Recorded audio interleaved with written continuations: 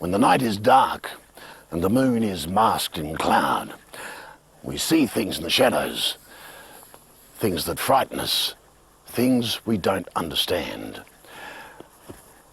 Movies and TV sometimes scare us too, but we know they're just make-believe, the creation of a fertile imagination.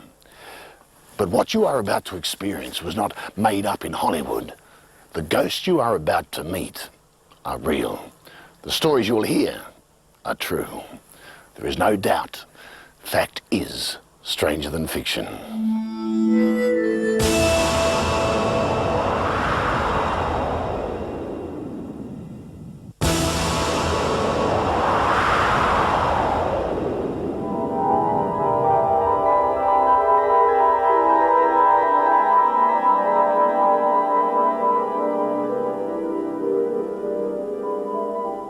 In 1918, a young man was killed.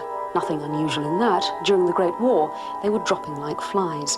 But the death of Freddie Jackson shocked the airbase where he was stationed and had an everlasting impact on a young woman serving there.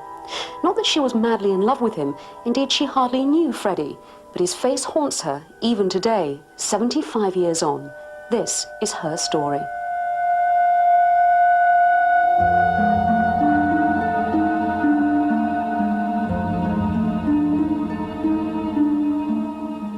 We were very sad when we heard he had died, because it was one of a group.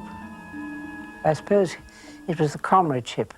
We were all the transport yard was very much a sort of, I suppose you might almost say, a clique. This was Bobby Capel's extended family in 1918, the men and women of the transport yard at Cranwell in Lincolnshire. I had a job of going round to the officers' mess every morning in my tender, which was then rather like a Land Rover now, they looked like. And I was to take any officers who wanted to go into Sleaford, which was the local town. And the blue jacket used to come out and say, "Liberty boat alongside, sir, anybody for the shore?" Friendship blossomed.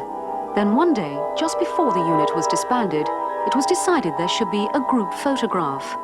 A souvenir of their time together, something to keep forever. I remember us all getting very smart and spick and span to be photographed. But there was someone missing in the lineup, a young mechanic called Freddie Jackson. Freddie had died only days earlier, though not at the hands of the enemy. Rather, it was said he had walked into a propeller. His would be the one face missing from the photograph.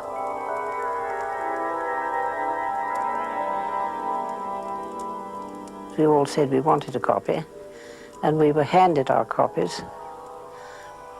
And there was quite a gasp of surprise, because this young man who had been in the transport yard and had been away on leave and had died appeared in the top row, quite recognizable to us all.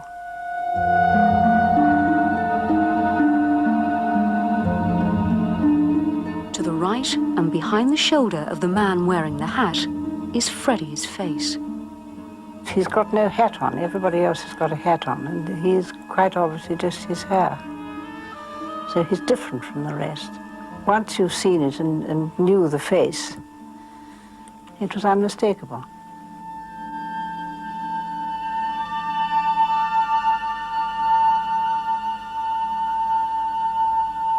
He would undoubtedly have been in the photograph if he hadn't died. And there he was.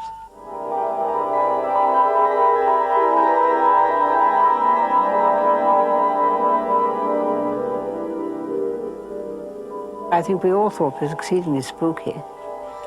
It was very eerie to us, this man who we'd known in the transport yard, appearing so clearly when we knew he was dead.